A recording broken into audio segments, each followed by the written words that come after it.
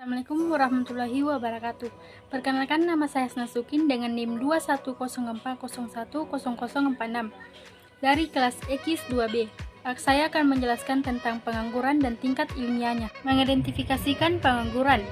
Pengangguran adalah istilah untuk orang yang tidak bekerja sedang mencari kerja atau seseorang yang sedang berusaha mendapatkan kerja yang layak.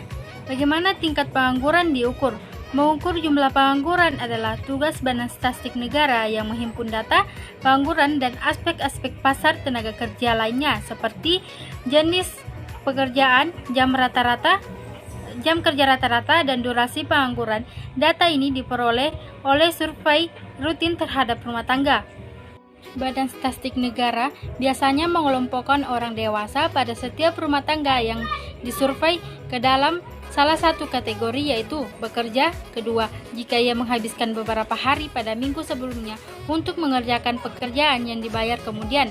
Ketiga, pengangguran jika ia berhenti bekerja sementara atau sedang mencari pekerjaan. Keempat, tidak termasuk angkatan kerja. Pencarian kerja. Salah satu alasan mengapa pengangguran selalu ada dalam perekonomian adalah pencarian kerja. Pencarian kerja atau job skills adalah proses mencocokkan pekerjaan dengan pekerjaan yang sesuai. 1. Mengapa sejumlah pengangguran friksional tidak dapat dihindari? Kedua, kebijakan publik dan pencarian kerja. Ketiga, tunjangan pengangguran.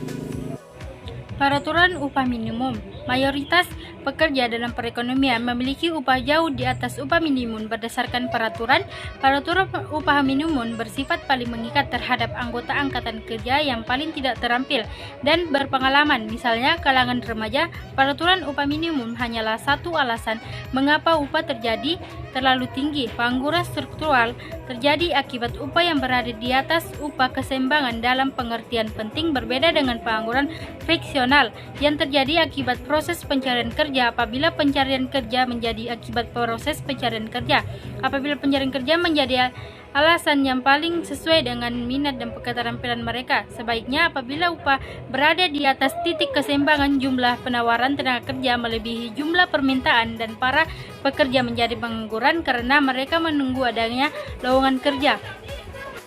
Serikat pekerjaan dan tawar-menawar kolektif.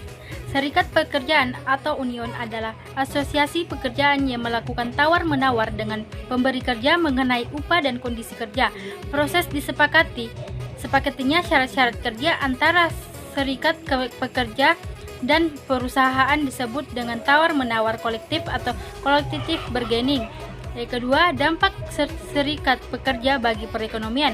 Para pengkritik serikat bekerja mendapatkan bahwa serikat bekerja tidak lebih dari sejenis kartel atau alokasi tenaga kerja yang terjadi menurut para pengkritik tidak efisien dan juga tidak adil, diuntungkan dengan pengorbanan pekerjaan lain.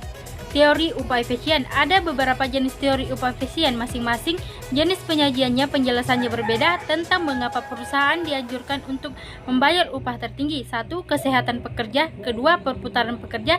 Ketiga, usaha pekerja. Keempat, kualitas pekerja. Studi kasus tingkat pengangguran di Indonesia. Semasa pemerintah Orde Baru, pembangunan ekonomi mampu menambahkan banyak pekerja baru di Indonesia yang dengan demikian mampu mengurangi angka pengangguran. Sekian dari saya. Wassalamualaikum warahmatullahi wabarakatuh.